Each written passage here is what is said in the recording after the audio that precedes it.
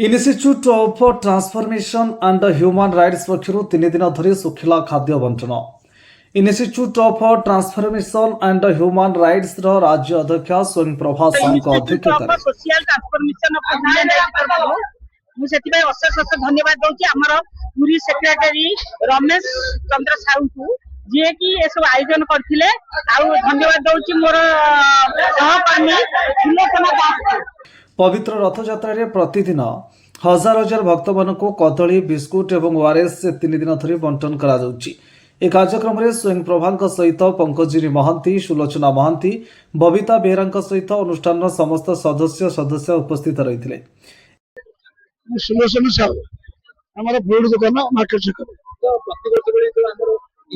ये अनुष्ठान प्रति वर्ष कर सहयोग कर भल कमटा हो अधिक अधिक चले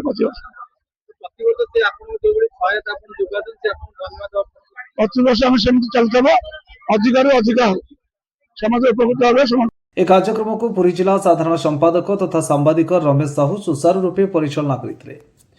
पुरी रमेश साहू को रिपोर्ट द पब्लिक मीडिया।